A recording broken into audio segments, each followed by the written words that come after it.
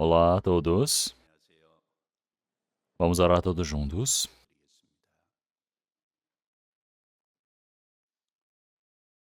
Senhor Deus, Pai Santo e Misericordioso,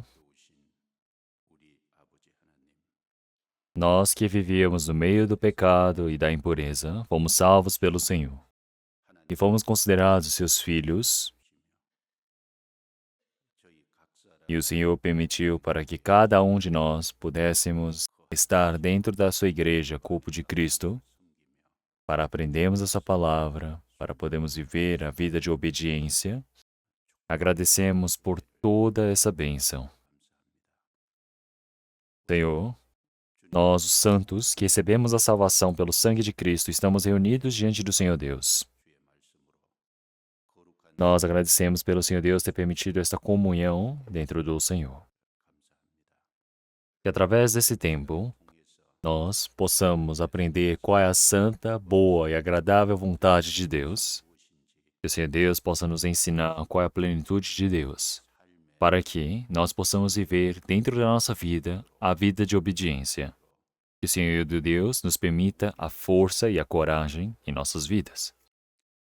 Senhor, aqueles que estiverem no meio da doença, que o Senhor Deus permita a saúde. Aqueles que estiverem no meio da dificuldade, da tribulação, que o Senhor conheça a cada um deles. E qual seja a hipótese, o Senhor Deus, a ocasião, o Senhor Deus permita a graça, a misericórdia, para que possam depender mais do Senhor Deus e para que o restante da vida deles possam viver uma vida de progressão diante do Senhor. Senhor, nesse tempo presente, o Evangelho está sendo pregado no local de retiro. E para todos os espíritos perdidos que estão participando do retiro neste exato momento, que o Senhor Deus possa restaurar a todos eles, para que nenhum espírito pereça, mas sim que todos os espíritos possam ser salvos pelo Senhor. Que o Senhor Deus possa cuidar e estar junto de todos os pastores que estão pregando a palavra ou que estão fazendo a consultação. Que o Senhor Deus permita a adequada sabedoria e conhecimento a eles para que possam evangelizar com mais ousadia. Que o Senhor Deus possa estar junto com todos os voluntários nesse presente momento também, com o coração de se voluntariar, com o coração em alegria, com o coração de cooperar no Evangelho, de participar. Que o Senhor Deus permita para que possam se unir para fazerem a boa obra. Um Evangelho completo, perfeito, possa ser realizado. E até o início, até o término, que o Senhor Deus possa permitir para que se torne um tempo para glorificarmos a Deus. Que o Senhor Deus possa estar conosco em todo o nosso país e também por todo o mundo. Que o Senhor Deus possa se lembrar de todos os irmãos e irmãs, missionários e suas famílias que estão no exterior, para que possam depender mais do Senhor Deus, para assim possam pregar o Evangelho. Que o Senhor Deus possa estar no meio deles, para que no meio da dificuldade possam ir resolvendo todos os problemas. Todo esse tempo, o início e o término do culto, dependemos do Senhor e oramos em nome do nosso Senhor Jesus Cristo. Amém. 네, 찬양해 주시겠습니다.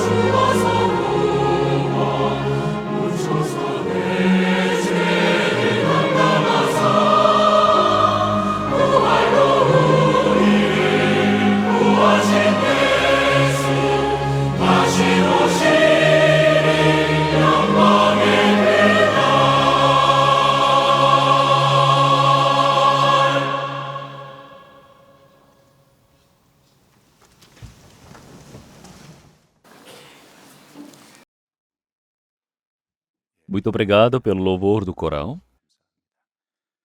Vamos procurar uma palavra da Bíblia. Vamos procurar Isaías capítulo 22. Isaías capítulo 22, versículo 15.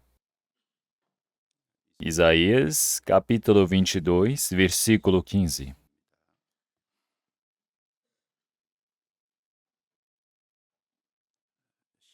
A partir do versículo 15 ao 25, eu irei ler. Assim diz o Senhor Deus dos exércitos: anda e vai ter com este tesoureiro, com Sebna, o mordomo, e diz-lhe: que é que tens aqui, ou quem tens tu aqui, para que cavasses aqui uma sepultura? Cavando em lugar alto a sua sepultura, e cinzelando na rocha uma morada para ti mesmo? Eis que o Senhor te arrojará violentamente, como um homem forte, e de todo te envolverá. Certamente com violência te fará rolar, como se faz rolar uma bola num país espaçoso. Ali morrerás, e ali acabarão os carros da tua glória, o opróbrio da casa do teu Senhor. E de mim tir-te-ei do teu posto, e te arrancarei do teu assento. E será naquele dia que chamarei ao meu servo Eliaquim, filho de Ilquias, e vesti-lo-ei da tua túnica, e cingi-lo-ei com o teu cinto, e entregarei nas suas mãos o teu domínio.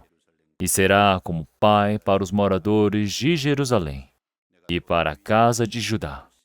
E porei a chave da casa de Davi sobre o seu ombro, e abrirá, e ninguém fechará, e fechará, e ninguém abrirá. E fixá-lo-ei como a um prego, num lugar firme, e será como um trono de honra para a casa de seu pai.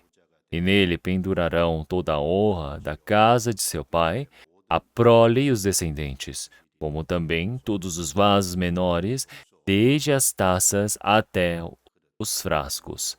Naquele dia, diz o Senhor dos Exércitos, o prego, ficando em um lugar firme, será tirado, e será cortado, e cairá, e a carga que nele estava se desprenderá, porque o Senhor o disse. Vamos ler até aqui. Então, hoje nós iremos aprender sobre a lição do bom mordomo, a quem foi confiada a multiforme graça de Deus por meio de Sebna e Eliaquim. Então, eu acredito que é o título mais longo que eu já vi pregando. Então, eu fiquei pensando se eu precisava utilizar esse título por inteiro ou não, mas para que possa ter todo um significado, eu precisei colocar esse título longo e eu peço perdão se o título ficar muito longo.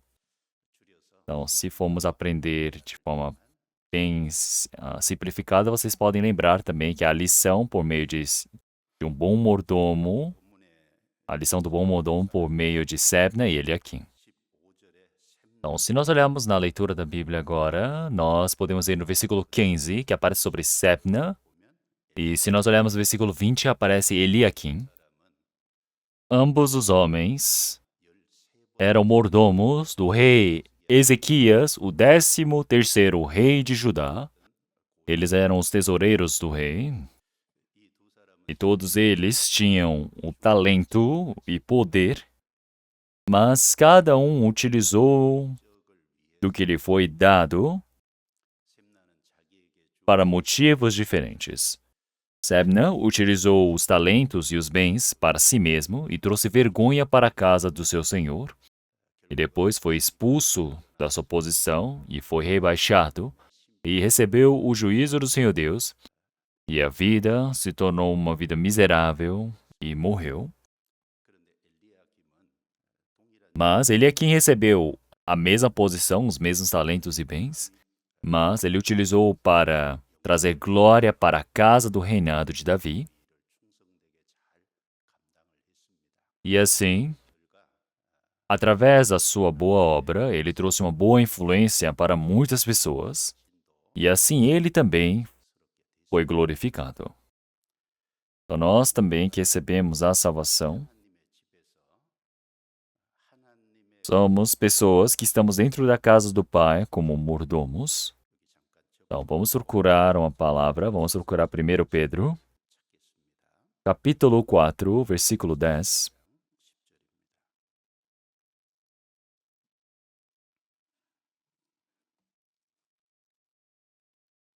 Primeiro Pedro, capítulo 4, versículo 10.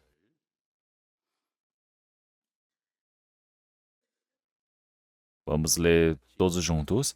Cada um administre aos outros o dom como recebeu, como bons mordomos da multiforme graça de Deus. Então, cada um como recebeu o seu dom. Então, a partir do sol, ele traz a luz dos céus. E também dos céus, nós também podemos ver a chuva. Isso quer dizer que todas as coisas que nós temos são de Deus. Nós a recebemos. Todas as coisas que nós temos, não existe nada, nenhuma que não tenhamos recebido de Deus. É por isso que em 1 Coríntios capítulo 4, versículo 7, já disse realmente o que é que nós não temos recebido? E se nós temos recebido, por que nós nos orgulhamos como se não tivéssemos recebido? Então, todas as coisas que nós temos são do Senhor Deus. A minha fé foi dada através de Deus. Eu poder entrar no reino do Senhor Deus, essa justiça também vem de Deus. E a vida que o Senhor Deus permitiu também nós recebemos do Senhor Deus. Esse corpo, a alma, tudo recebemos do Senhor. Essa saúde que eu tenho também recebi do Senhor. Todo o tempo que eu tenho também eu recebi do Senhor. Se eu tenho os bens, esses bens também foram dados por Deus. E dentro da igreja também, a posição que eu tenho na igreja também recebi do Senhor. Todas as coisas que eu tenho, não existe nada que eu não tenha recebido de Deus. A minha família, o Senhor Deus me deu. Os meus filhos, foi Deus que me deu. E nesse sentido, nós somos os administradores, os mordomos de Deus. E é por isso que todas as pessoas que receberam a salvação, receberam de Deus. Já que receberam de Deus, cada um é o mordomo que recebeu do Senhor Deus. Mas por que chama de bom mordomo? Porque uma pessoa que recebeu a salvação é um bom mordomo. Então, um bom mordomo é aquele que utiliza para a glória de Deus, mas tem mordomos que utilizam todo o poder, a posição que ele recebeu para si mesmo. O mordomo que utiliza as coisas para si é um mordomo que é mau diante do Senhor Deus. Então, um mordomo que utiliza para a vontade de Deus, ele será um bom mordomo. E é por isso que não é um mordomo mau que utiliza para si mesmo, mas como um bom mordomo, nós precisamos administrar um para com os outros. É por isso que se nós olharmos nessa palavra de 1 Pedro capítulo 4, versículo 10, nós podemos refletir a vida de Sebna e Eliaquim. E Sebna é um mau mordomo e Eliaquim é um bom mordomo. Então, os cristãos salvos, eles precisam ser bons mordomos como Eliaquim. Precisam ver, será que eu estou vivendo essa vida como um bom mordomo Eliaquim? Ou eu estou vivendo uma vida como um mau mordomo Sebna? Nós precisamos refletir com profundeza. Com certeza, nós devemos viver como bons mordomos, como Eliaquim, para irmos para diante de Deus. É isso que o Senhor Deus ele deseja de nós. E é assim que o Senhor Deus ele nos permite a sabedoria, o conhecimento, o poder para nós. Então, se nós olharmos na palavra da Bíblia, Isaías capítulo 22,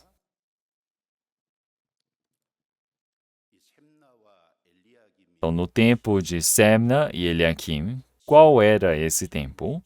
Nós precisamos pensar um pouco como era esta época. Então vamos olhar Isaías capítulo 22, versículo 5.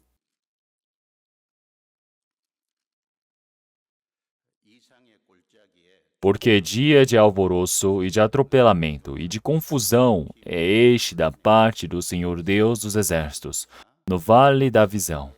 Dia de derrubar o muro e de clamar até aos montes. Porque Elão tornou a aljava, juntamente com carros de homens e cavaleiros, e Kir descobriu os escudos, e os teus mais formosos vales se encherão de carros, e os cavaleiros se colocarão em ordem às portas. E ele tirou a coberta de Judá, e naquele dia olhaste para as armas da casa do bosque, e vistes as brechas da cidade de Davi, porque já eram muitas, e ajuntastes as águas do tanque de baixo. Também contastes as casas de Jerusalém e derrubastes as casas e para fortalecer os muros. Fizestes também um reservatório entre os dois muros para as águas do tanque velho, porque não olhastes acima para aquele que isso tinha feito, nem considerastes o que formou desde a antiguidade. Então, se nós olharmos aqui, o sul de Judá estava caminhando o caminho da corrupção, e é por isso que o Senhor Deus levantou vários dos seus inimigos e permitiu para que eles pudessem ser invadidos por esses inimigos, e assim eles perderam todas as coisas, e agora eles estão vivendo um momento onde estão cercados pelos seus inimigos. Aqui disse que nos seus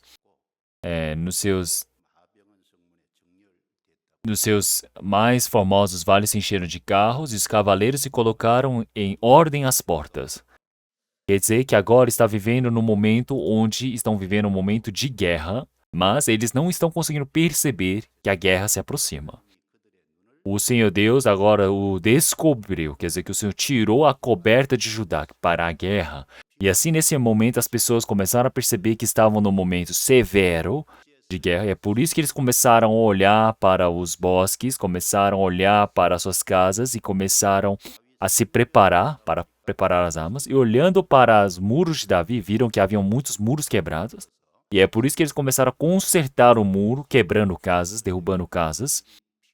E assim, quer dizer que nós podemos ver que para terem água para a guerra também, para o cerco, eles começaram a preparar um reservatório. Das pessoas do sul de Judá, nós podemos ver que apressadamente eles começaram a preparar várias coisas para a guerra.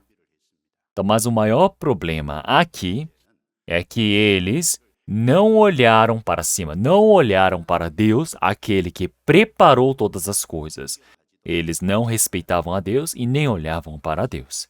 É por isso que em Isaías capítulo 22, versículo 11, no meio disse: Porém, não olhastes acima para aquele que isso tinha feito, nem considerastes o que o formou desde a antiguidade. Então, eles prepararam muitas coisas para a guerra, mas eles não dependeram de Deus para a guerra.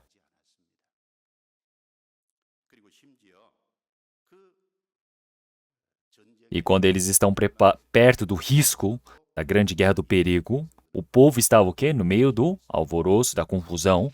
É por isso que no versículo 12, e o Senhor Deus dos Exércitos chamou naquele dia para chorar e para prantear, e para raspar a cabeça e cingir com um cilício.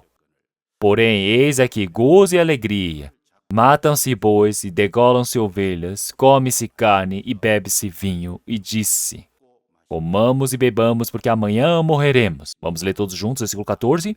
Mas o Senhor dos Exércitos revelou-se aos meus ouvidos, dizendo: Certamente esta maldade não vos será expiada, até que morrais, diz o Senhor Deus dos Exércitos. Agora o destino da nação está perto do caos, está num momento realmente muito difícil.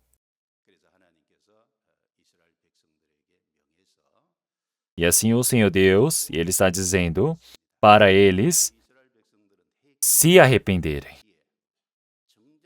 Mas até agora eles não olharam para si mesmos, eles não dependeram de Deus, eles estão fazendo o quê? Comendo, eles estão bebendo do vinho e se alegraram. E eles começaram a aclamar dizendo, comamos e bebamos porque amanhã morremos. Eles disseram, nós vamos morrer mesmo. E também toda a cidade de Judá já foi capturada e agora Jerusalém estava em cerco.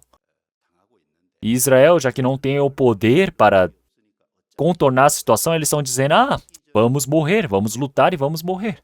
Vamos comer e nos divertir. E é por isso que Deus está dizendo a eles, certamente essa maldade não vos será expiada até que morrais. O que o Senhor está dizendo com isso?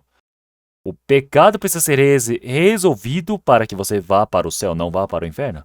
Mas o Senhor está dizendo, certamente essa maldade não vos será expiada até que morrais. Quer dizer que o pecado ele vai até a morte, para o inferno. Então, agora eles estão em um grande risco, em um grande perigo. E o povo de Israel, e eles até agora não estão sóbrios, não acordaram. O que eles estão dizendo é, comamos e bebamos porque amanhã morreremos. Eles estão vivendo o dia a dia com esse coração. Nesta época, na situação de perigo e risco da nação, os dois homens que estavam cuidando das questões políticas desse país, economicamente, eram Sebna e Eliaquim. Então, no momento de risco da nação, Eliaquim e Sebna, eles tiveram um grande papel. Deixem aqui marcado, vamos procurar Isaías capítulo 36.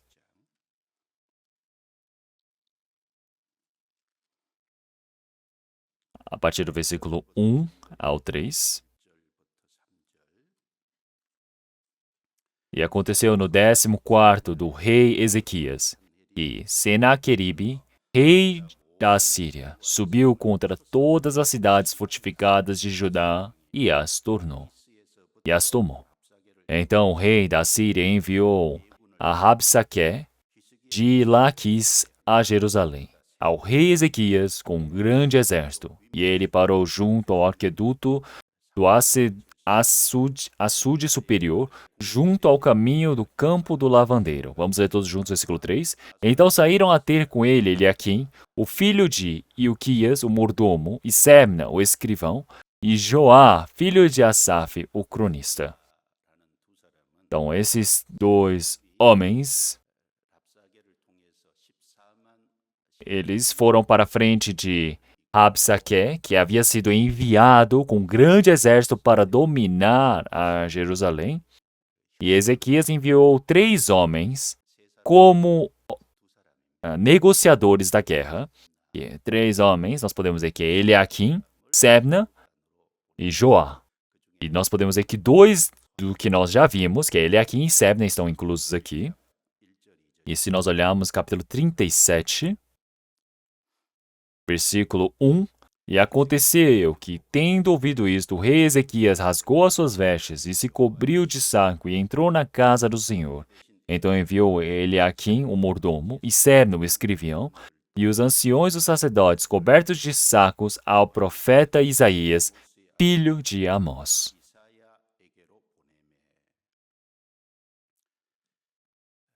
Então, nós podemos ver que eles começaram a profanar o Senhor Deus, porque Rabsaque, ele veio com um grande exército e começou a profanar o Senhor. Então, eles começaram a dizer, se nós olharmos nos versículos anteriores, eles começaram a dizer, quem é que vai defendê-los da Assíria, do rei, Deus da Síria? Ninguém. Então, nem o vosso Deus Jeová pode defendê-los. E eles começaram a profanar o Senhor Deus. Ezequias, ele nessa situação tão difícil, ouvindo a profanação que é feita contra o Senhor Deus, ele rasgou as suas vestes e vestiu do saco.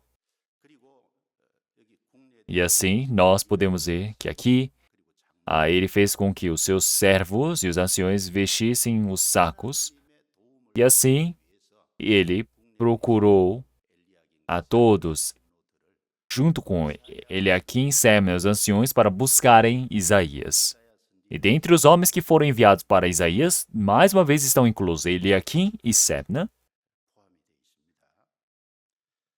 E agora, vivendo num momento de risco, com um grande cargo da nação, Eles tiveram um grande papel e nós também somos a mesma coisa. Nós estamos vivendo no momento num castelo que logo irá para a perdição.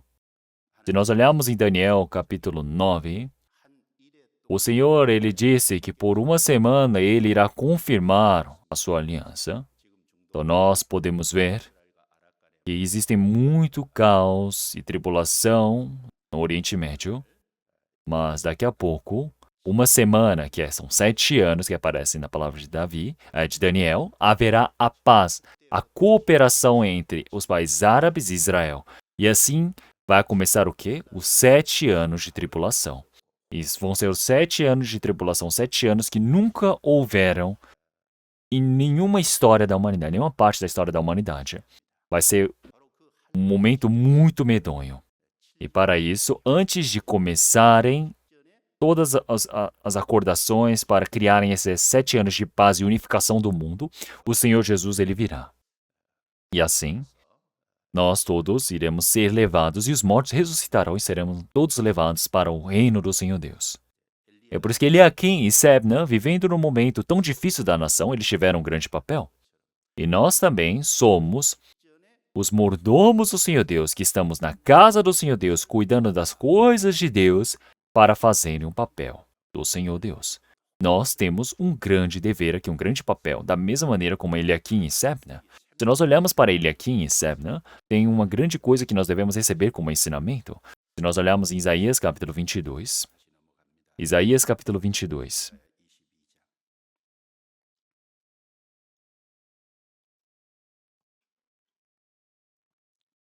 Isaías capítulo 22, versículo 15, vamos ler todos juntos. Assim diz o Senhor Deus dos exércitos: anda e vai ter com este tesoureiro, com Sebna, o mordomo, e dize-lhe. Tá, aqui ele está dizendo sobre Sebna, que ele era tesoureiro e também era o mordomo do reino. Então, ser tesoureiro significa ser uma pessoa que pode gerenciar, administrar todas as riquezas do reino, do castelo. E ele ser um mordomo, ele significa que todas as coisas do reino ele pode controlar, ele pode ordenar, ele pode organizar. Então, ele tem um grande papel para cuidar do tesoureiro e também cuidar das questões internas do reino. Então, nós podemos dizer que ele estava numa posição de primeiro-ministro, não é? Então, ele é um homem que está sendo o primeiro-ministro e também o secretário de governo. Então, nós podemos dizer que ele está vivendo num momento, uma posição muito grandiosa. Mas será que ele subiu nessa posição por coincidência? Não, jamais. Se ele subiu até a esta posição, quer dizer que ele tinha algo que os outros homens não tinham. Podemos dizer que ele tinha, em comparação às outras pessoas, algo especial, um talento nato. E quando a Síria veio invadir a Judá, o rei Ezequias, no momento de caos, ele enviou Sebna como um dos mensageiros, como um dos emissários.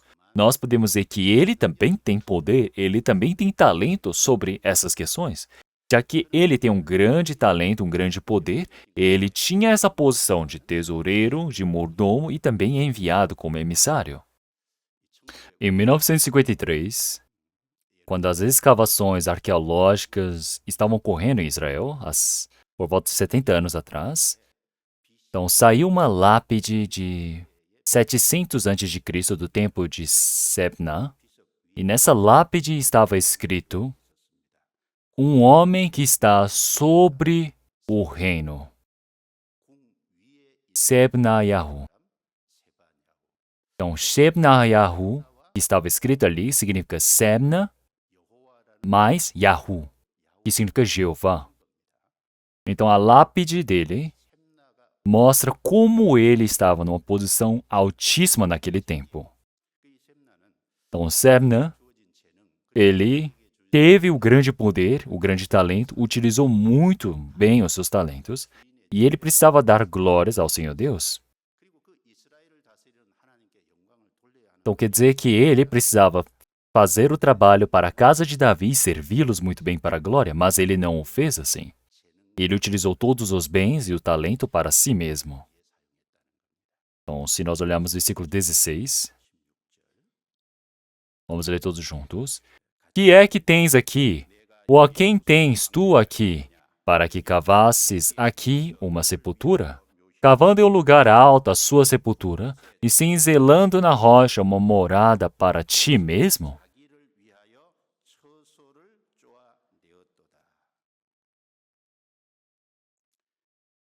Então, se nós olharmos aqui, ele está dizendo, o que tens aqui? Ou quem tens?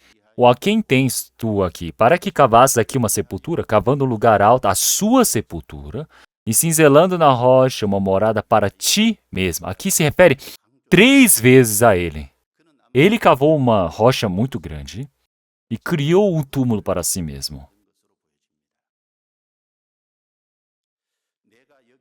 Então, qual é a relação? Que é que tens aqui? Ou a quem tens tu aqui, para que cavasses aqui uma sepultura, cavando ao lugar alto a sua sepultura e cinzelando na rocha uma morada para ti mesmo? Aqui fala, aqui, aqui, aqui, 3 vezes.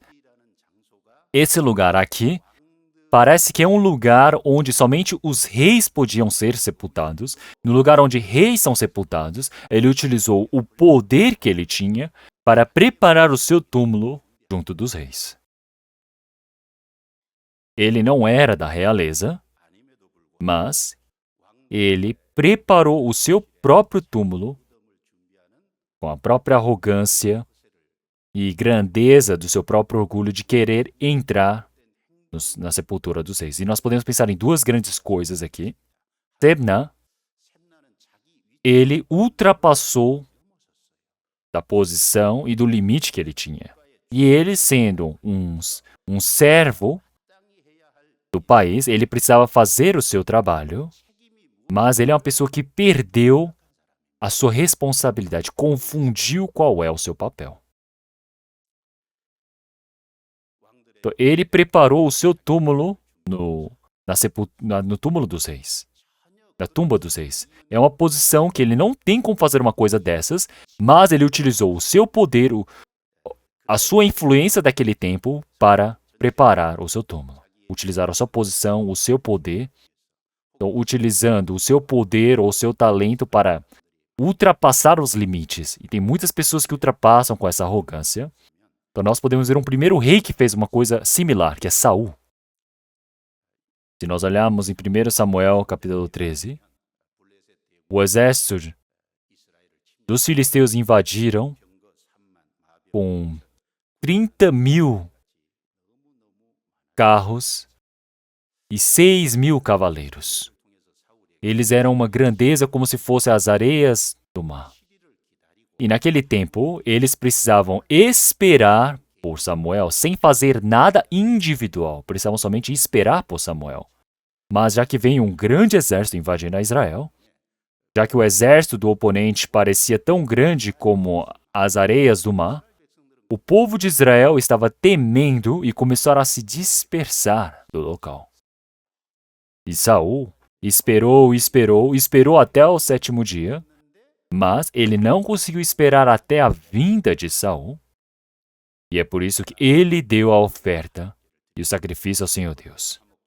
Mas na hora que ele ofertou, ele acendeu o fogo, o Samuel chegou no lugar.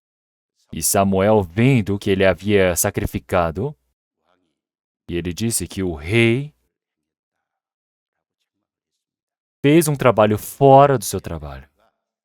Então está muito bem discernido qual é o trabalho que um rei precisa fazer e um trabalho que um sacerdote precisa fazer. Então, mas ele ultrapassou do seu limite.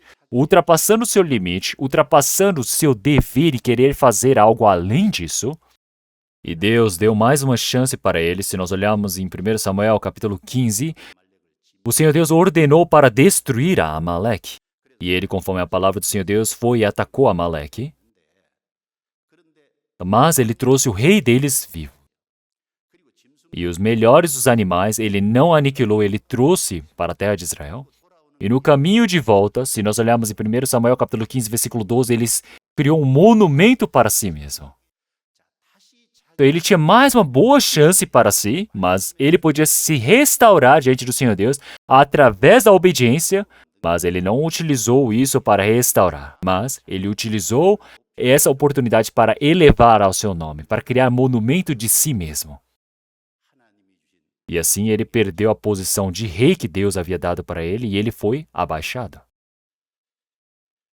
Então, uma pessoa que ultrapassa dos seus limites, esse é o atalho para você ser rebaixado diante de Deus. E se olharmos o 10º rei de Judá, sobre Uzias, se olharmos em 2 Crônicas, capítulo 26, o rei Uzias, ele foi ajudado pelo Senhor Deus, e assim ele se tornou poderosíssimo. E ele ter sido poderoso foi anunciado até as nações mais longínquas como o Egito. Mas esse rei Uzias, depois que se tornou poderoso, ele ficou arrogante e ele queria agir como sacerdote dentro do santuário. Ele disse que ele mesmo queria preparar um incenso, realmente diante do seu Deus acender, e o sacerdote o impediu, dizendo: o rei não pode fazê-lo. Mas os 80 sacerdotes que o haviam parado, ele ficou irado. E é por isso que o Senhor Deus foi amaldiçoou e deu a lepra para ele, e ele foi expulso dali. E jamais ele se tornou um homem que jamais poderia entrar no templo do Senhor Deus. E até a sua morte ele viveu sozinho devido à lepra. Então o rei Uzias tem um dever que o rei precisa fazer, um trabalho que é feito pelo sacerdote. Mas ele ultrapassou os limites do seu trabalho. Ele fez essas obras porque ele se tornou arrogante. Se nós olharmos em Números capítulo 16, aparece o erro de Coré. Coré, ele é descendência de Levi, e para a descendência de Levi, todos eles são aqueles que substituem, em nome de todo Israel, eles fazem um serviço dentro do tabernáculo do Senhor, mas ele largou o seu papel, o seu dever, e ele queria se tornar como Moisés. Ele queria se tornar como Arão, o sumo sacerdote. E é por isso que ele ajuntou Abirão e Datã e mais 500, e ele foi contra. 250, ele foi contra Moisés. E o que aconteceu? A terra se abriu e engoliu Coré e todas as suas coisas. E os 250 que fizeram parte dessa rebelião, desceu um fogo dos céus e o consumiu a eles. E as 12 tribos de Israel, cada um deles tiveram que trazer o seu cajado, mas somente no cajado de Arão, que floresceu e deu até os frutos. E por que o Senhor Deus ele mostrou um sinal desse? Porque o Senhor Deus ele está mostrando a posição e também está mostrando a ordem que ele criou. Então, uma pessoa que recebeu a salvação tem a posição que ele deve ficar. Precisa guardar o seu papel e o seu dever. Isso é muito importante para todos nós. Então, se nós olharmos em 1 Coríntios capítulo 7, vamos procurar. 1 Coríntios capítulo 7, versículo 24.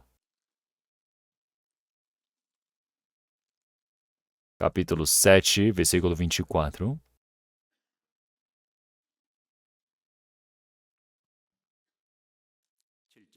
Capítulo 7, versículo 24, vamos ler todos juntos. Irmãos, cada um fique diante de Deus no estado em que foi chamado. Então, se nós olharmos em 1 Coríntios capítulo 7, o tema que aparece aqui, são duas pessoas realmente casadas, uma pessoa recebeu a salvação e a outra pessoa não conseguiu receber a salvação, então tem essas dificuldades. Mas, realmente, como você saberá se você vai salvar a sua esposa ou a esposa vai salvar o marido? Ou seja, você recebendo a salvação como judeu ou recebendo a salvação como gentil, você precisa guardar o seu estado. Então, se você recebeu a salvação como gentil, não tem o porquê você receber a circuncisão. Se uma pessoa recebeu a salvação como servo ou recebeu a salvação como um livre, não importa. Então, se você recebeu a salvação como um escravo naquele tempo, era muito difícil, não é? Então, se você estiver vivendo como escravo e está difícil, então se você conseguir se liberto, claro, realmente é bom você ser liberto. Mas o que ele está dizendo é que se você está como escravo, você precisa servir como escravo. Então, se você está junto com o Senhor Deus, é aquele estado que você está é o mais adequado para você. Então, se o Senhor Deus te colocou como estudante, você precisa ser estudante. Se o Senhor Deus te colocou como esposa, você precisa ser uma esposa. Se o Senhor Deus ele colocou você como marido, o chefe da casa, o pai de família, você precisa ser o pai de família. Se o Senhor Deus ele te chamou para um trabalho e você está nesse trabalho, você precisa guardar o seu trabalho, a sua posição no trabalho. Então, nós sempre precisamos pensar nisso. Se nós recebemos a salvação, nós precisamos permanecer no estado em que estamos. Então, assim como nós podemos ver, o Senhor ele já disse que a vara precisa ficar colocada na figueira. Então, da mesma maneira, uma pessoa que recebeu a salvação, como em João capítulo 15, ele precisa estar conectado à igreja como o ramo que está ligado à figueira. Assim como nós somos membros em particular que estamos conectados nesse corpo, nós precisamos estar conectados junto com o Senhor. A posição que o Senhor Deus ele me colocou é a posição que eu preciso estar. É por isso que o Senhor ele já nos disse que nós já nos tornamos limpos através com a palavra que vos tenho dito. E é por isso que está em mim e eu estarei em vós. Então, o Senhor ele já disse como a vara de figueira como si mesma não pode dar os frutos. É preciso que estejam em mim para que possam fazer, porque nada podeis fazer se não estiverem em mim. Então quer dizer que nós precisamos estar dentro da figueira que é a igreja. O Senhor ele já disse, eu sou a figueira e vós os ramos. Então, eu em vós e vós em mim. Então este homem pode frutificar muito, mas partindo de mim, nada podeis fazer. Se o ramo ele é descolado da figueira, nada pode fazer. Então, uma pessoa que sai da igreja não tem como receber o cuidado do Senhor Deus, não tem como receber a ajuda do Senhor Deus, nem a condução. É por isso que sem o Senhor Deus, nada podeis fazer. Então, tem a posição que eu preciso estar dentro da igreja. E todos os bens e a posição que eu recebi dentro da igreja, eu não posso ultrapassar o papel ou o dever que o Senhor Deus ele me permitiu. Vamos procurar 2 Coríntios capítulo 10. 2 Coríntios capítulo 10, versículo 13. Capítulo 10, versículo 13.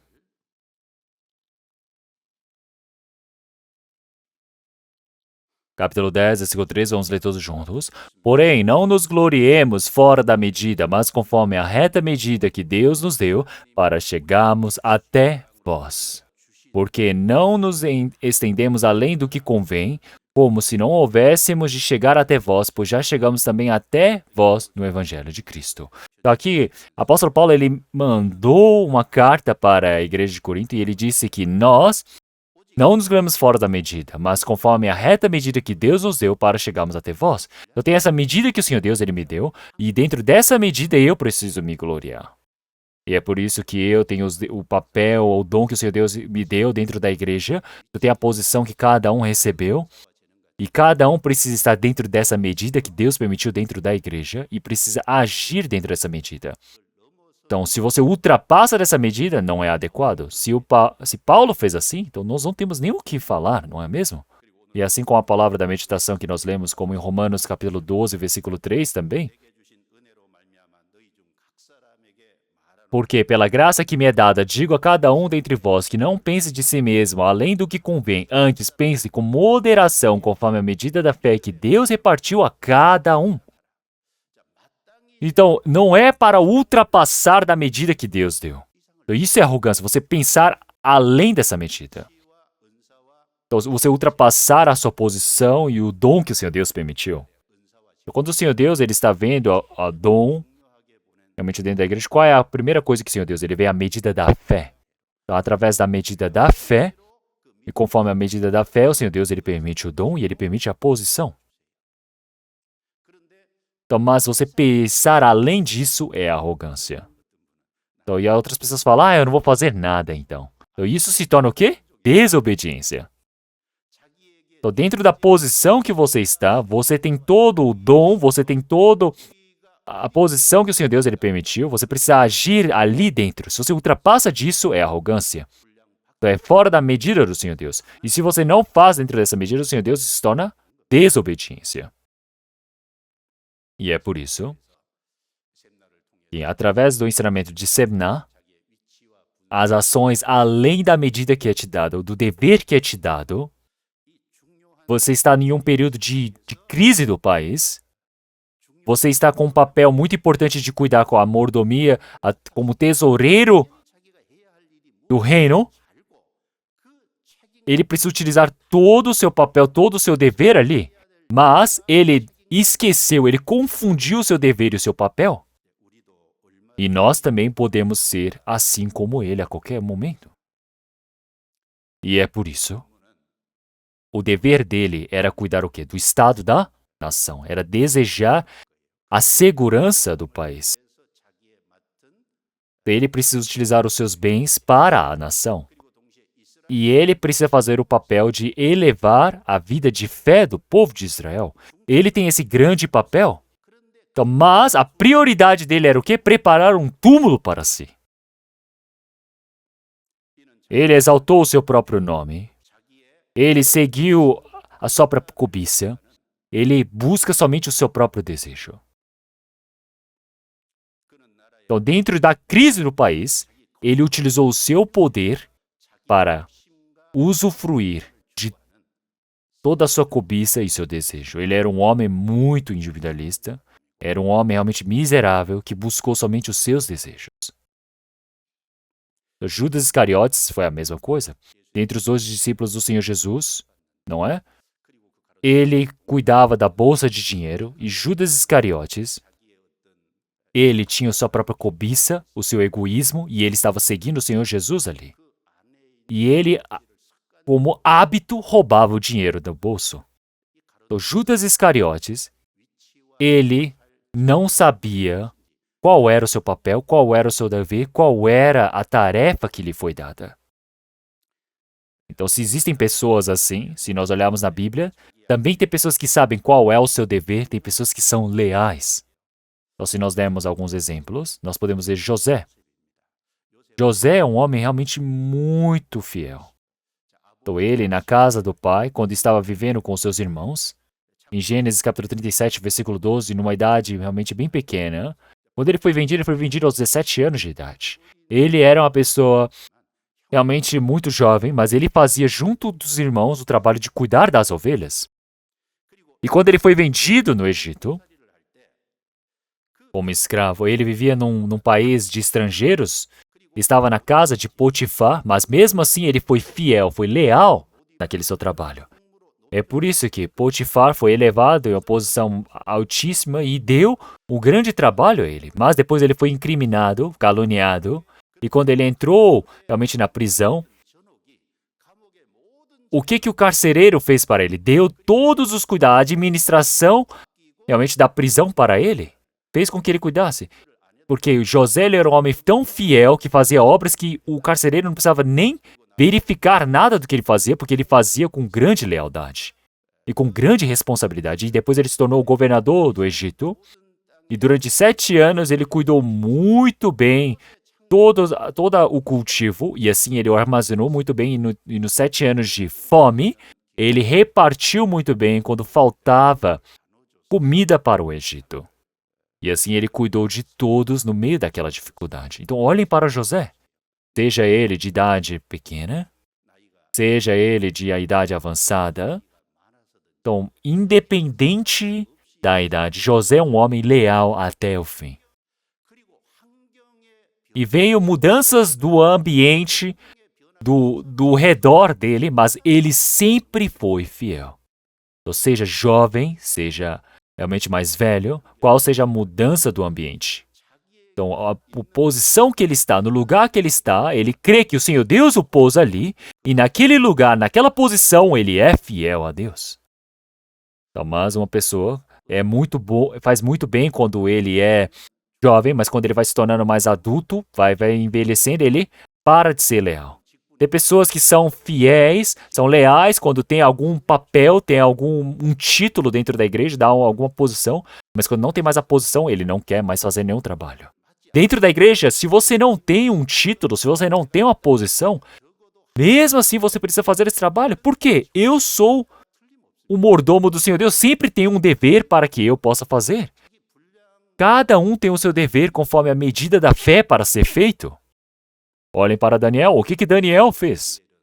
Na idade jovem, ele decidiu guardar a sua fé. Ele se discerniu dali do meio. E é por isso que ele, ao lado do rei naquele tempo, ele estava ali como secretário do rei. E o rei, quando pedia sabedoria para ele, ele fez esse grande papel como conselheiro do rei. Então, até quando Babilônia foi destruída e Pérsia dominou sobre a Babilônia, se tornou o tempo da Pérsia, e até no tempo da Pérsia, Daniel estava como? Sempre leal. Então, o rei, realmente, da Pérsia estava cuidando com os 3 ministros dele. Então, Daniel, ele tinha um coração bem, realmente, sábio, e ele era realmente maior do que todos aqueles outros conselheiros. E esses conselheiros não conseguiam buscar erros em Daniel. Então, Daniel, sendo jovem, seja jamais de idade avançada, seja na Babilônia, seja na Pérsia, não importa onde ele esteja, ele sabia que havia providência de Deus no lugar que o Senhor Deus havia posto, e ele foi leal. E esta é a lealdade que é correta diante do Senhor Deus. E Samuel, como era Samuel? Samuel, ele era o último juiz do tempo dos juízes de Israel. E ele também nasceu da família de sacerdote, e ele também era sacerdote. Samuel, sendo juiz e sacerdote, ele cuidou de ambas as tarefas. É por isso que se nós olharmos em 1 Samuel, nós podemos ver que ele fez o grande papel, realmente como juiz e como sacerdote, e ele andava por várias cidades ensinando a palavra e cuidando de vários lugares. Mas o povo de Israel começou a pedir um rei, e o rei que foi dado foi Saul. Então agora, quem precisa governar? Samuel precisa deixar de lado, não é mais papel dele de governar. É por isso que, já que havia rei, ele saiu da posição de ser juiz da nação. Mas Samuel, nós podemos ver, ele continuamente estava na posição de querer o quê? Orando para o povo. Ele disse que ele jamais iria parar de orar pelo povo. Ele continuou orando continuamente. E é um grande papel que ele tem, para que o povo não pare de cessar de pecar contra o Senhor, para que não peque contra o Senhor e continue orando, como em 1 Samuel capítulo 12, versículo 23. E ele fez o grande papel de continuar ensinando o povo também. Então Samuel é aquele que realmente estabeleceu grandes, realmente, discípulos desde aquele tempo do Antigo Testamento. Porque havia as escolas onde ele ensinava a ministrar. É por isso que nós, na nossa missão, também temos a escola de Samuel. E é por isso que Samuel é um homem que lembrou de sua tarefa, de seu papel diante do Senhor Deus. Quer dizer que ele foi fiel. Então nós podemos ver Daniel, não tem nem o que falar, não é? Paulo, por exemplo, também. Paulo, ele disse, realmente em Atos capítulo 20, versículo 24, que ele, para terminar o seu trabalho, a sua corrida, ele não considerou a sua vida nem um pouco por preciosa. Então isso não é algo momentâneo, mas é desde o momento que ele recebeu a salvação até ir para diante do Senhor, decapitado, não houve mudanças. Então desde o momento que ele recebeu a salvação em Damasco, ele pregou o evangelho. Já que tentaram matá-lo, realmente os irmãos ajudaram ele a escapar. E depois, em Antioquia, Barrabás o trouxe ali e ele fez o trabalho de ensinar naquele lugar também. Na primeira, segunda, terceira viagem, para todo lugar que ele fosse, ele pregou o evangelho e foi estabelecendo igrejas. E ali, realmente, até a morte, ele foi fiel no seu trabalho. Como em 2 Timóteo capítulo 4, versículo 7, eu combati o bom combate, terminei a minha carreira, guardei a fé. E nessa última carta que ele escreveu dessa maneira. Então, realmente, ele combateu o bom combate. Isso não foi só uma vez, isso foi continuamente. Então, o lugar que ele precisa correr, a corrida que ele precisa fazer, ele correu. Quer dizer que ele foi igual desde o início ao fim. E assim, ele guardou a sua fé. Isso nós podemos dizer que é a lealdade. Então, não foi como Semná, que ultrapassou do seu estado, ultrapassou da medida que lhe foi posto, ele esqueceu qual é o seu papel, ele esqueceu qual é o seu dever. Mas nós temos muitas pessoas que são fiéis, nós precisamos aprender com essas pessoas que são leais ao Senhor Deus. E com Semná, mais uma coisa que devemos aprender é que Semna, ele era arrogante. Aqui nós podemos ver a forma de Semna. Qual é a característica da arrogância? Nós podemos aprender olhando para Semna. Vamos procurar Isaías capítulo 22 novamente. Isaías capítulo 22.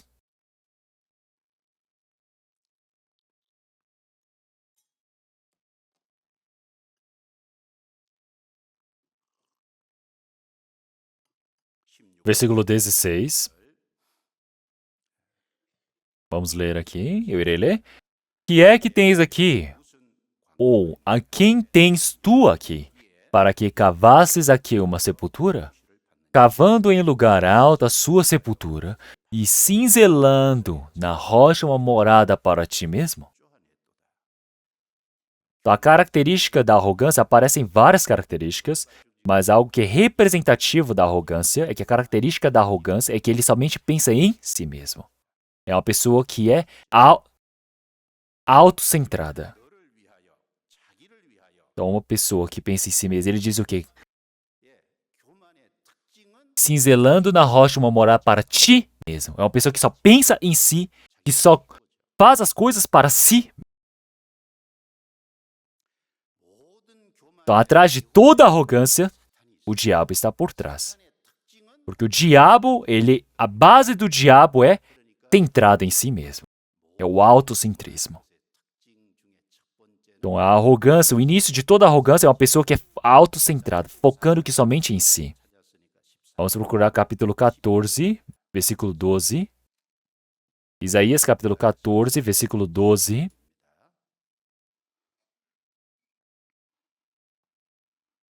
Eu irei lá até o versículo 15.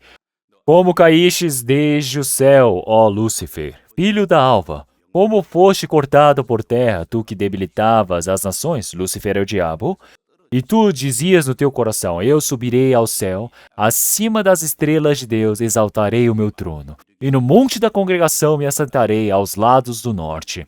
Subirei sobre as alturas das nuvens, e serei semelhante ao Altíssimo, e contudo levado serás ao inferno, ao mais profundo do abismo. Vamos ler todos juntos novamente, versículo 15. E contudo, levado serás ao inferno, ao mais profundo do abismo. Qual é a característica do diabo aqui? Ele explica muito bem. Então, o diabo, ele disse para o seu próprio coração, eu subirei ao céu. Acima das estrelas de Deus, exaltarei o meu trono. E no monte da congregação me assentarei. Eu subirei. Exaltarei o meu trono, e no monte da congregação me assentarei. Então, a característica de uma pessoa arrogante é só pensa em si mesmo, centrada em si mesmo. Então, nos últimos tempos, nós podemos ver que aparecem sobre as 19 pecados que aparecem nos últimos tempos, em 2 Timóteo capítulo 3, versículo 1, versículo até 3, ele disse que são amadores de si mesmo. Começa dessa maneira. Então, se nós olharmos em 2 Timóteo capítulo 3, versículo 1 a 3, sabe, porém isso, nos últimos dias sobrevirão tempos trabalhosos, porque haverá homens amantes de si mesmo, avarentos, presunçosos. Olha qual é o primeiro. Amantes de si mesmo. Então, claro que uma pessoa que recebeu a salvação precisa amar a si mesma, precisa considerar a sua vida como precioso, mas uma pessoa que aparece aqui que é homens amantes de si mesmos, então, qual sejam as coisas que estão ao lado, ele deixa tudo de lado, ele somente pensa em si mesmo, é focado em si mesmo, é isso que é o problema. Então, uma pessoa que recebeu a salvação precisa decidir a prioridade na sua vida. A prioridade de vida precisa ser restaurada e é por isso que nós nos dedicamos e nos esforçamos. Então, uma pessoa que recebeu a salvação é uma pessoa que recebeu a graça diante do Senhor Deus, é por isso que precisa ser focado, centrado em Deus. Uma pessoa que recebeu muito precisa compartilhar, é por isso que precisa o quê? Focar nos vizinhos, depois ele se torna a prioridade. Primeiro é Deus, segundo os vizinhos, depois a si mesmo. Ele mesmo precisa se tornar o último, nós precisamos lembrar disso. Então, em inglês, nós sabemos ter uma palavra chamada joy, não é? Que significa felicidade, alegria. E joy, essa própria palavra em si, também está incluso sucesso e satisfação. Então, uma pessoa que tem sucesso, uma pessoa que tem satisfação, então ele pode se alegrar ali. Então, mas a palavra joy nos dá um grande ensinamento. Então, primeiro é J, que é Jesus. Uma pessoa que recebeu a salvação, primeiro precisa se tornar Jesus. E depois no meio nós temos O. O é others. Quer dizer que significa os outros. E depois é Y, que é Y, é you. Então, primeiro, Jesus. Segundo, vizinho. E terceiro, a si mesmo. É por isso que ali existe a felicidade, a alegria, a satisfação. Então, o trabalho que eu faço neste mundo, quando ele tem sucesso e eu fico feliz, eu fico satisfeito com isso, não. Onde está a minha verdadeira alegria? Onde está a minha felicidade espiritual? Precisa ter essa prioridade diante do Senhor Deus. Primeiro é Deus, segundo é os vizinhos. Depois, quando você se torna assim mesmo, ali você tem paz. Então, uma pessoa que vive ali tem a alegria, tem a paz diante do Senhor Deus, existe a satisfação ali no meio. E é por isso que nós precisamos estabelecer direito essa relação. É por isso que essa prioridade sendo formada e tem um trabalho a ser feito. O que é o sucesso? O que é a satisfação na vida de vocês? Onde vocês estão buscando a alegria, a satisfação? Onde está o joy de vocês? Precisa ter a prioridade. Primeiro é Jesus, segundo é o vizinho e terceiro é você mesmo. Então, se nós olharmos em Juízes capítulo 9, nós podemos ver a história de Jotão, a história da oliveira que Jotão, que filho de Gideão, ele contou. Então, Gideão, ele é um homem que juntou 300 homens e fez uma grande vitória para o povo de Israel. Ele era um dos juízes. Ele trouxe uma grande vitória para Israel e ele, como juiz, ele fez o grande papel como salvador. E o povo buscou a Gideão e disse, seja você cabeça sobre nós. Mas Gideão, ele recusou. Gideão disse, Deus vos governará. Por que eu vou serei? Não. Gideão, ele determinou e ele não se tornou rei. Então, claro que algo que está os erros no Gideão, ele teve muitas esposas e muitos filhos. Ele teve 70 filhos.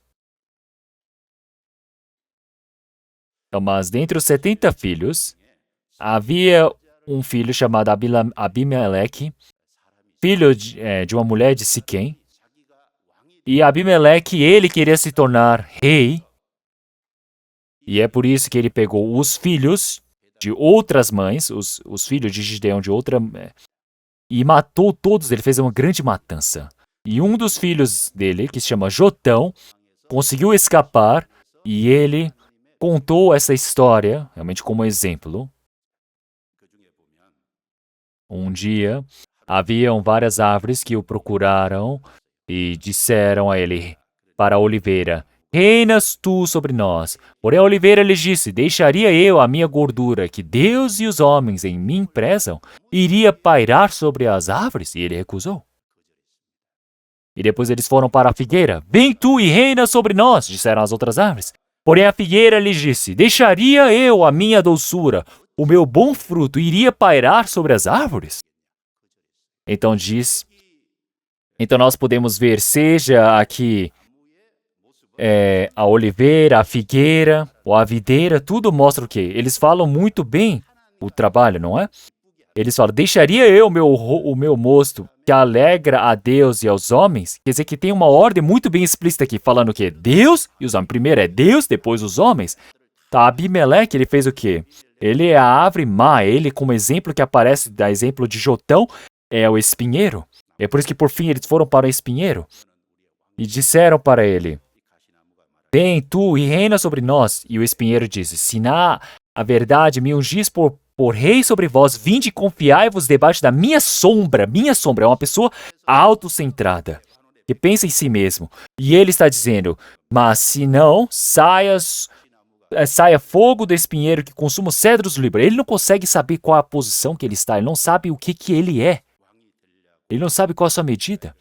E a mesma coisa, Abimeleque tentou governar a Israel. E através de Siquém, ele começou tentou a dominar a Israel. E por fim, quando o último castelo fosse derrubado, ele iria se tornar rei.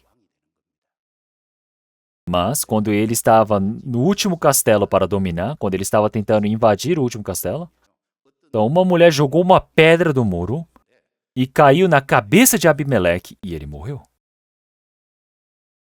Então uma pessoa que é autocentrada, que é autocentrista, que só pensa em si mesmo, jamais tem o sucesso e a satisfação. Não tem a verdadeira paz, a verdadeira felicidade e satisfação. É isso que o Senhor Deus está ensinando. Então, se nós olharmos em Mateus capítulo 6, versículo 36, ele diz: Mas buscai primeiro o reino de Deus e a sua justiça, e as demais coisas vos serão acrescentadas. Mas buscai primeiro o reino de Deus e a sua justiça. Então, primeiro é Deus, depois os vizinhos e depois você mesmo. Então, dentro da história também. Então, nós temos realmente pessoas que criaram grandes impérios. Nós temos Alexandre o Grande. Alexandre o Grande, ele se tornou rei aos 20 anos. E para criar um grande império, junto dos seus servos, ele começou a dominar vários países. Ele criou um império muito grande, seja na África, na Europa, até na entrada da Ásia. E no Mediterrâneo, quando ele estava ali dominando. E não tem como dominar o mar, não é? É porque Alexandre ele disse uma coisa, ele disse aos seus servos: então, já que eu dominei as terras aqui, depois é mar, não é? E ele disse aos servos: já que não tem mais terra para eu dominar, então eu estou entediado, o que eu vou fazer? O objetivo da vida dele era somente expansão. E aos 33 anos de idade ele morreu. E existem 3 coisas que ele pediu no seu testamento. Então, primeiro, ele disse que quando forem preparar o corpo dele para o túmulo, ele disse que somente os melhores médicos devem cuidar do corpo dele. Esse era o testamento dele. E segundo, todos os bens dele devem ser postos no caminho onde o caixão dele for passado, na frente do túmulo dele. E terceiro, quando o corpo dele for levado, ele disse para ele abrir os 2 braços para fora do túmulo para que todas as pessoas pudessem ver as mãos dele. Então, por quê? Então, porque até o melhor médico não podia parar a morte dele. Então, por que ele colocou todos os bens dele no chão? Porque todas as coisas que ele obteve vão restar neste mundo. E o grande terreno que ele tinha, mas na hora que ele morreu, ele queria mostrar a todos que ele estava partindo de mãos vazias. Pessoal, você desejar as coisas deste mundo, na realidade é você partir de mãos vazias. E é por isso que um dos filósofos, depois que Alexandre o Grande morreu, ele disse uma palavra realmente famosíssima. Então, ontem, todo o mundo era insuficiente para ele, mas hoje, até 2 palmadas de terra lhe são suficientes. Antes ele andava pisando a terra, mas agora a terra o cobre. Então, antes parecia que o mundo todo lhe era insuficiente, mas depois que ele morreu, alguns bocados de terra já foi suficiente. Depois que ele morreu, ele pisava na terra antes, mas agora a terra está o cobrindo. Então, não é nada. Então, aonde que eu preciso pôr a minha vida? Qual é a prioridade da minha vida? Então, tem uma vida errada. Realmente não sabe qual é a sua posição, não sabe qual é o seu dever. O que o Senhor Deus ele fez com esse seminário? Vamos procurar Isaías capítulo 22.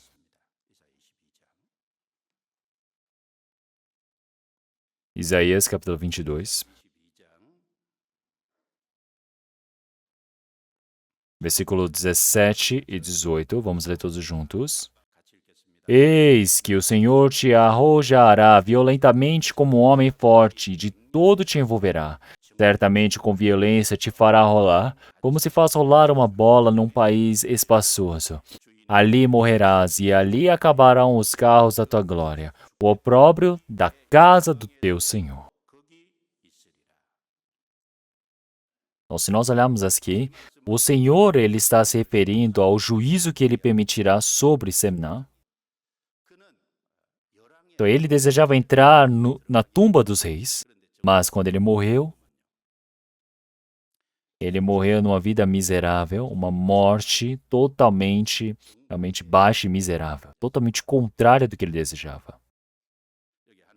E é por isso que o Senhor Deus disse que o que fará, o faz rolar numa bola num país, te fará rolar. Quer dizer que o Senhor, ele o quê? Ia amarrá-lo e depois fará rolar numa bola num país espaçoso. Quer dizer que fala, o jogará para rolar ali, num país espaçoso. Isso significa um lugar onde não tem pessoas. Então isso não tem glória. Isso quer dizer que somente tem vergonha. E é por isso que o Senhor, ele disse, ali morrerás e ali acabarão os carros da tua glória. Quer dizer que o Senhor Deus o julgou. Então, uma pessoa que somente pensa em si mesmo, uma pessoa que deseja exaltar a si mesmo, para todos esses arrogantes, o Senhor Deus os abaixa. Mas o Senhor Deus, ele abaixa completamente. Tem pessoas que falam, não, eu sou uma exceção. Não, não existe exceções. Como na palavra de Isaías, capítulo 14, versículo 15, nós lemos sobre Lúcifer. Ele disse que ele iria se tornar como o Senhor Deus. Mas o Senhor Deus, ele disse que iria ser levado até nas profundezas do inferno. Iria descer até as profundezas do inferno. Tem pessoas que dizem que quando forem para o inferno, o diabo ele vai ser o líder ali. Não. O diabo ele vai nas profundezas onde ele haverá o maior sofrimento. O Senhor Deus será que vai deixar o diabo ele ser líder ou o rei no inferno? Não, jamais. Como em 1 Samuel, realmente capítulo 2, versículo 10, o Senhor ele disse que ele quebra em pedaços os seus adversários. Então, o céu trovejará contra ele. Então, Faraó também do Egito, ele foi contra o Senhor Deus até o fim. Ele disputou contra o Senhor Deus de puxar e soltar, e assim ele foi realmente soterrado, né? Afundado nas águas do Mar Vermelho, e ele foi para o juízo eterno. Salomão também, quando ele estava em glórias, ele criou escudos de ouro, 200 escudos grandes e 300 escudos pequenos de ouro. E ele colocou na frente do castelo da realeza. E Salomão, na sua vida, no fim da sua vida, a partir do Senhor Deus, ele começou a fazer a idolatria.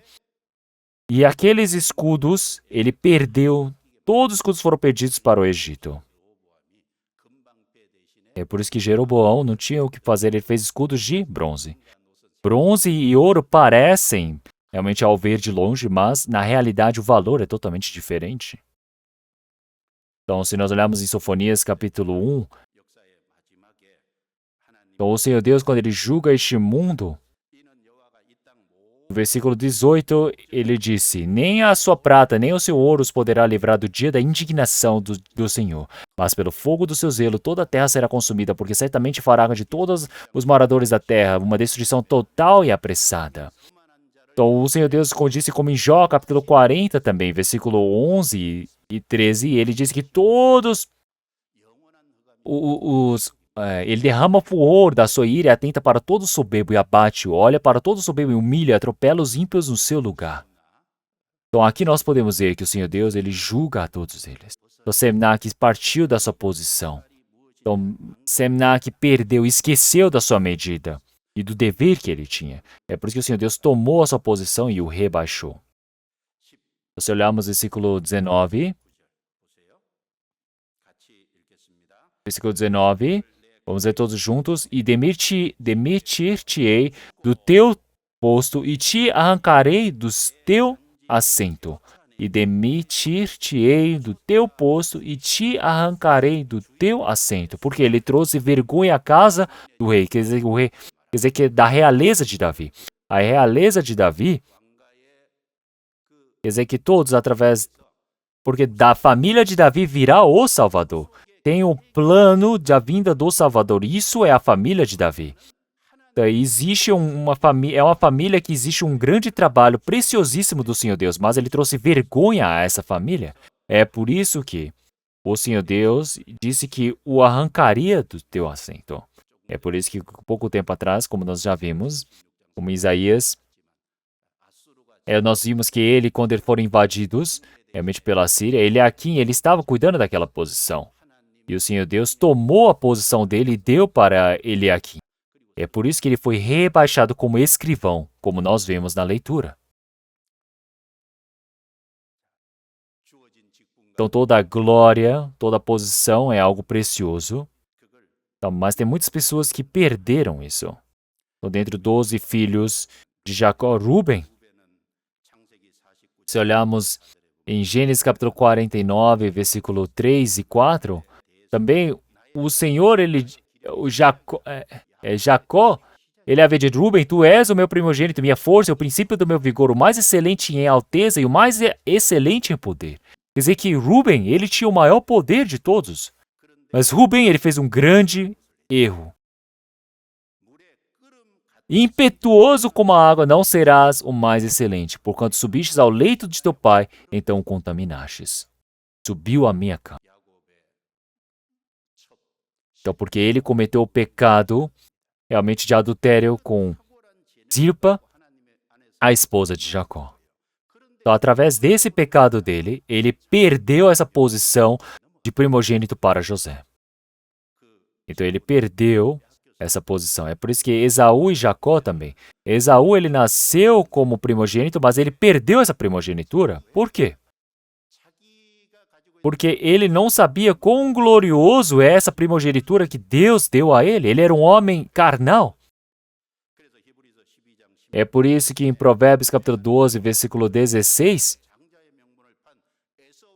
explica sobre eles dizendo: e ninguém seja fornicador ou profano como Esaú, como a refeição vendeu o seu direito de primogênito, porque bem sabeis que, querendo ele ainda, depois de herdar a bênção, foi rejeitado, porque não achou lugar de arrependimento, ainda que com lágrimas o buscou. Quer dizer que ele foi o quê? Profano. Ele nasceu como primogênito, ele tinha o direito para receber toda a bênção da primogenitura, mas ele foi profano. Ele perdeu essa posição e depois também foi para a perdição eterna. Então, como é uma pessoa realmente muito miserável. E Judas Iscariotes vendeu o Senhor Jesus e suicidou. Então, mas a corda realmente se cortou e o corpo dele caindo no chão, então os intestinos saíram para fora. Ele teve uma morte miserável.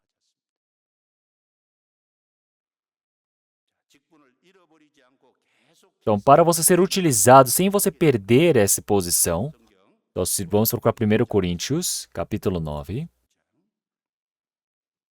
1 Coríntios, capítulo 9.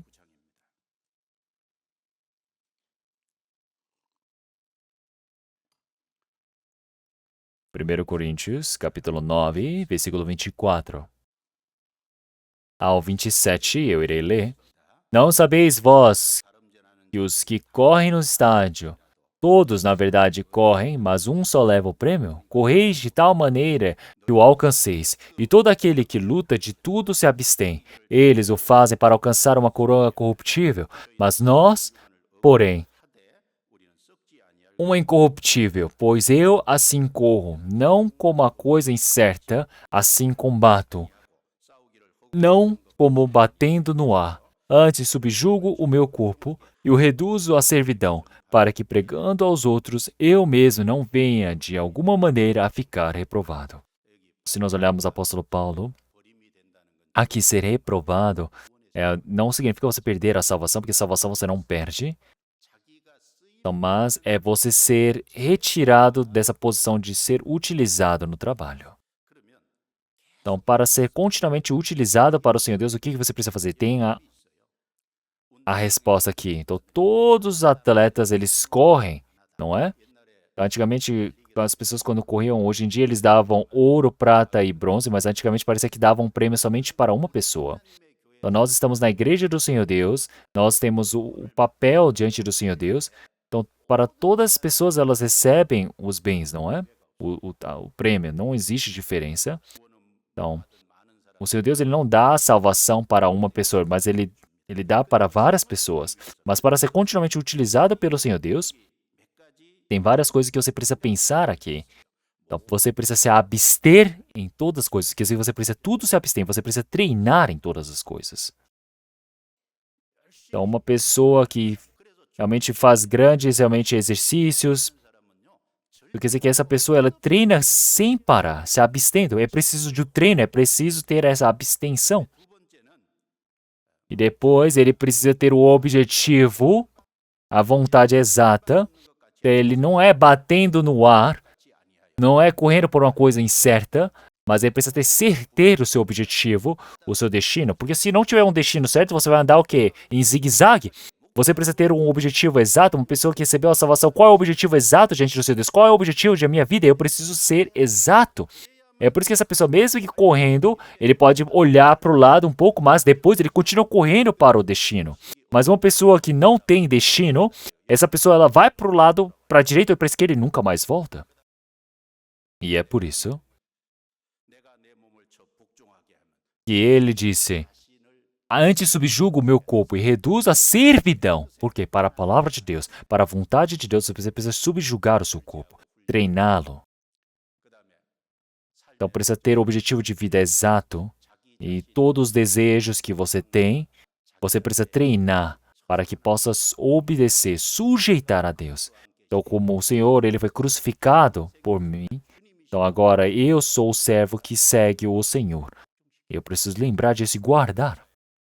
Então vamos voltar novamente para Isaías capítulo 22. Isaías capítulo 22.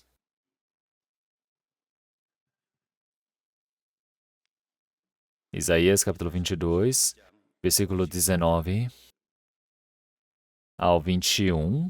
Eu irei ler. E demitir-te-ei do teu posto e te arrancarei do teu assento. E será naquele dia que chamarei a meu servo Eliaquim, filho de Ilquias, e vesti-lo-ei da tua túnica e cingi-lo-ei com o teu cinto, e entregarei nas suas mãos o teu domínio, e será como pai para os moradores de Jerusalém e para a casa de Judá. Então, o Senhor Deus que tem o papel, o dever de exaltar ou rebaixar, somente está em Deus. Deus está mostrando isso. Então, o Senhor Deus ele tomou o dever, a posição de Sebna e deu para quem? Para Eliaquim. Quer dizer que o Senhor Deus ele tem todo esse poder. O Senhor Deus que encarrega alguém dentro da igreja o título. Então, para o trabalho do Senhor Deus dentro da igreja, uma pessoa é exaltada e a outra pessoa é rebaixada. Então, dentro da igreja. Então, realmente parece que o homem que fez esse trabalho, mas nós podemos ver que é a mão de Deus que atuou sobre algo que é invisível. E é por isso, em Efésios capítulo 4, realmente já disse, uns para pastores, outros para doutores e professores, não é? Mas, se nós olharmos aqui no início, ele fala sobre a igreja de Deus. Seu Deus, ele permitiu cada um conforme a medida da graça para cada um. Com a medida do dom, como o dom de Deus, Jesus, ele deu a medida para cada um. Dentro da igreja, cada um recebeu a sua posição e o dom diante do Senhor Deus. Então, a posição é que o Senhor Deus que permite, o Senhor Deus que exalta e rebaixa. É por isso que nós precisamos conhecer essa providência de Deus. E é por isso que quais tipos de pessoas o Senhor Deus o chama como servo? Se nós olharmos em Sebna, nós podemos pensar duas coisas.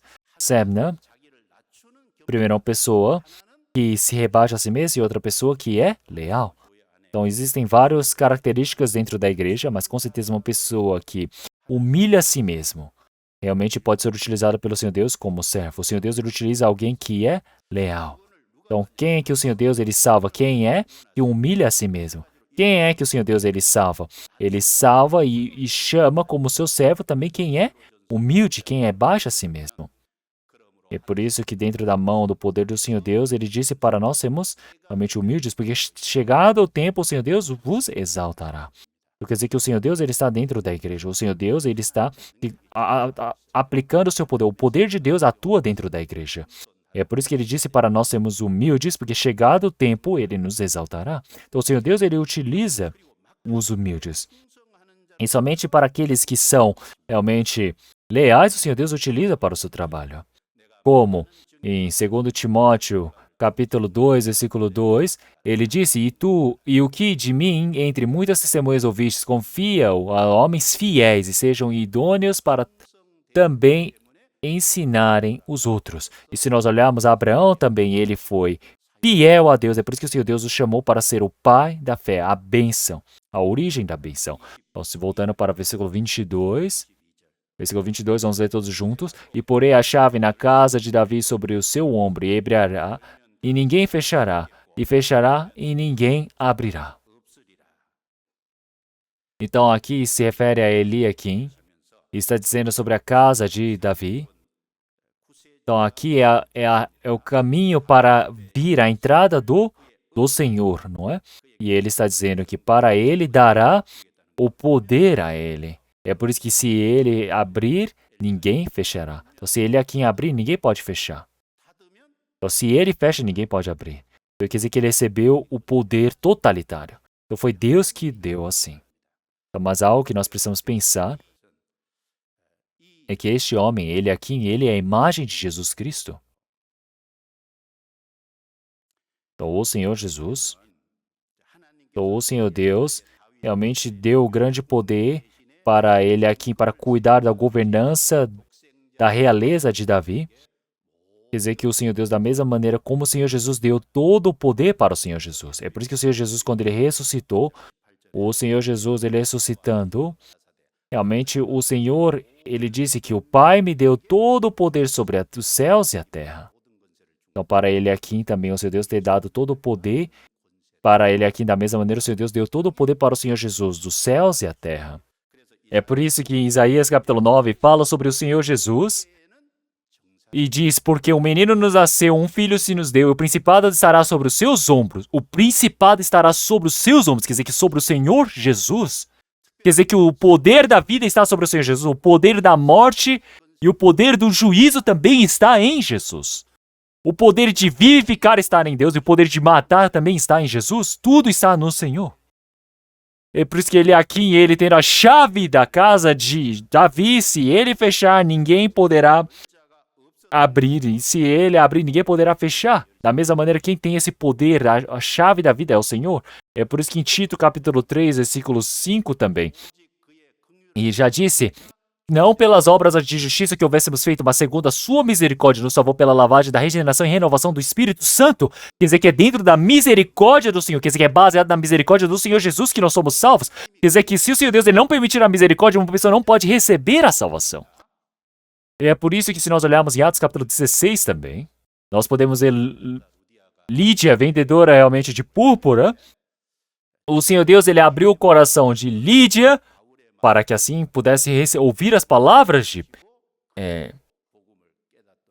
de Paulo, para que pudesse atentar à palavra que ele dizia. Então, da mesma maneira, nós podemos ver que o Senhor Deus ele utiliza a chave da misericórdia. Da mesma maneira, o poder de Davi, como foi dado a ele, o Senhor Deus ele me permitiu a chave, o poder que me é dado para abrir e para eu receber a salvação. Isso está no Senhor. E também a chave da vida e da morte, quer dizer que dos céus e do inferno, também estão no Senhor. Como em Apocalipse capítulo 1, versículo 18, o Senhor ele já disse para nós, e o que vivo e fui morto, mas eis que aqui estou vivo para todo sempre, amém, e tenho as chaves da morte e do inferno, quer dizer que as chaves da morte e do inferno estão no Senhor Jesus também. Então o Senhor Jesus ele tem o poder.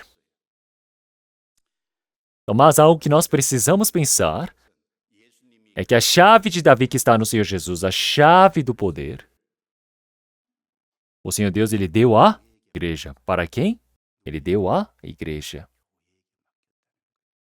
Então o Senhor Jesus, o seu poder de trancar, abrir e fechar, que ninguém pode nem abrir ou nem fechar, e o Senhor Deus ele deu a quem? A igreja. O Senhor Deus ele nos deu a igreja. E é por isso que em Mateus capítulo 16,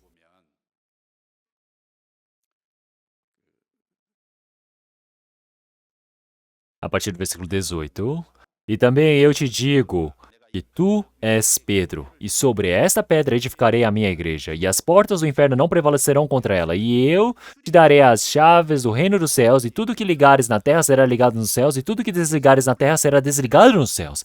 Quer dizer que o Senhor Deus, ele deu à igreja. Quer dizer que as chaves dos céus, o Senhor Deus, ele deu para o quê? Para os discípulos? Somente os apóstolos receberam essa chave? Não, para toda a igreja, o corpo de Cristo recebeu. A chave dos céus nos foi dada. É por isso que nós pregamos o evangelho e fazendo a pessoa ajudar a compreender o evangelho, essa pessoa é aberta, essa pessoa pode entrar no reino dos céus. É por isso que para uma pessoa que recebeu a salvação nós temos o quê? Nós temos a chave do conhecimento. Quer dizer que nós, na igreja, podemos ver que na Bíblia tem o cofre do Senhor Deus. E nesse cofre tem um cadeado, e é por isso que é preciso abrir através da chave dos céus. Da mesma maneira, uma pessoa que não recebeu a salvação pode receber a salvação através de nós pregando essa palavra para eles, com essa chave que nós abrimos. É por isso que se olharmos em Lucas capítulo 11, versículo 52, ele disse: ai de vós, doutores da lei, que tirastes a chave da ciência, vós mesmos não entrastes e impedistes os que entravam. Quer dizer, ele fala que a chave da ciência. Então, se abre, não tem ninguém que pode fechar, e se você fechar, não existe ninguém que pode abrir. Quer dizer que a chave do reino dos céus, a chave que foi dada à igreja. E é por isso que dentro de cada pessoa, irmão presente dentro da igreja, realmente recebeu essa chave. E o que nós devemos fazer?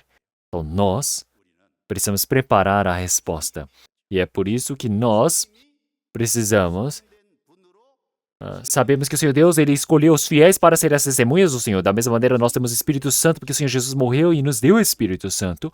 E agora, esse trabalho de salvar, de resgatar, de exaltar essas pessoas, foi o Senhor Deus que ele fez. É por isso que nós precisamos nos preparar para esse trabalho.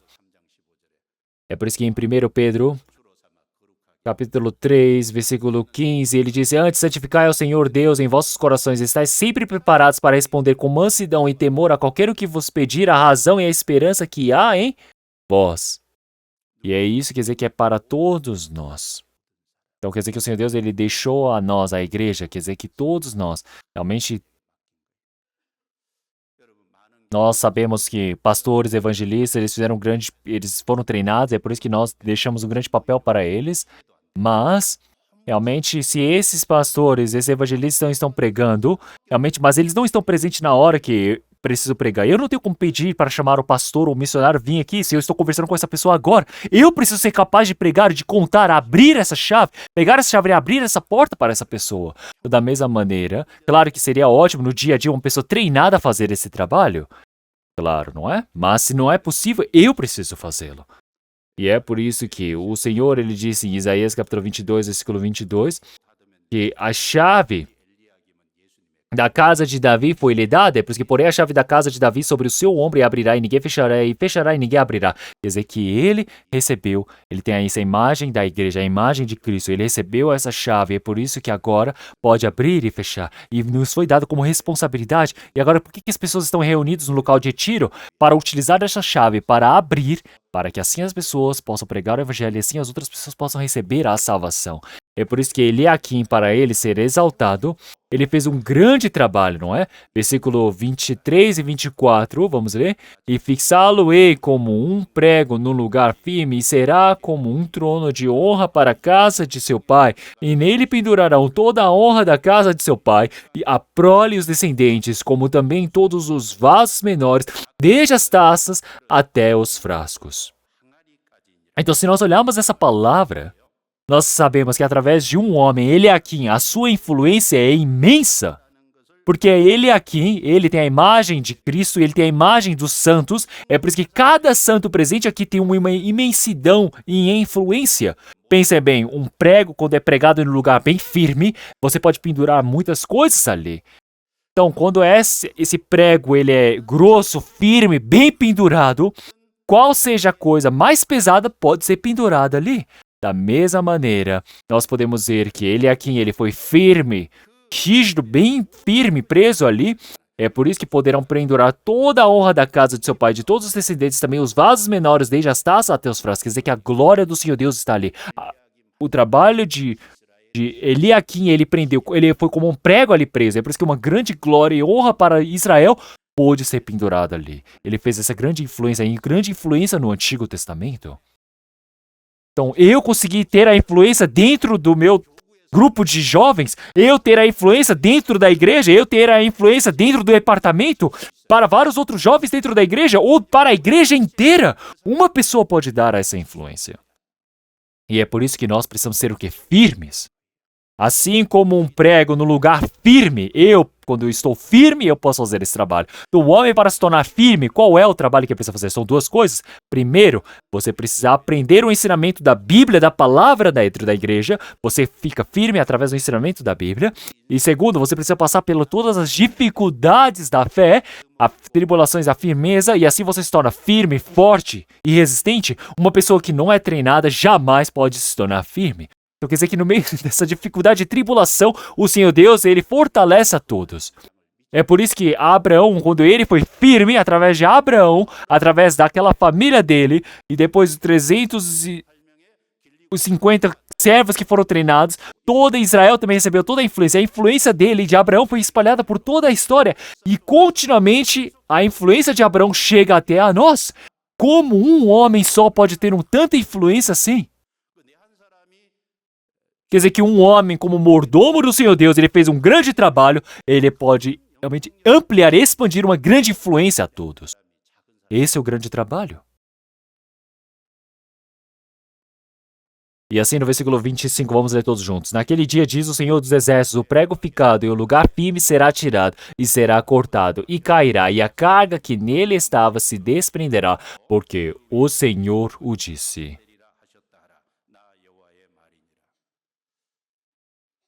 Então, se nós olharmos aqui, parece que não é uma palavra que refere a Eliaquim, que é Eliaquim quando o país estava em crise. Então, ele foi firme, e para a realeza de Davi, ele continuamente fez uma grande influência, um grande trabalho, um grande papel. Eliaquim, passando o tempo, ele morreu também. E depois aparecem.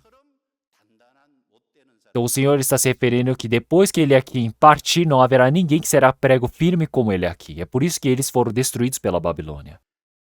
É por isso que as nossas igrejas no país, pelo mundo inteiro, nossas igrejas, nós precisamos de pessoas como mordomos, que são firmes, pregados à igreja, pregados firmemente, pregados na palavra de Deus, pregados em Deus. E é por isso que, assim, através da graça, do poder de Deus, nós, como grande mordomos, fazemos o grande trabalho. Tem muitas pessoas firmes, presentes assim. E quem não é ainda assim, precisa ser assim. Eu vou ser, como Sebna, alguém que é mau, um mau mordomo, um bom mordomo diante do Senhor Deus, como ele é aqui. Então eu preciso verificar e olhar a minha vida diante do Senhor Deus. Vamos orar? Senhor Deus, Pai, nós agradecemos. Então, nesse tempo precioso, o Senhor Deus nos permitiu a sua graça. Nós agradecemos pelo Senhor Deus ter permitido um grama de lição, ensinamento para nós como mordomos que aparecem, das duas pessoas que aparecem na Bíblia, Senhor. Senhor Deus, nós agradecemos pelo Senhor Deus ter permitido essa imensa graça. E nós, como mordomos que recebemos um grande papel, um grande dom diante do Senhor Deus, por favor, nos ajude, cada um de nós, para sermos bons mordomos diante do Senhor Deus. E nós possamos pedir e depender diante do Senhor Deus.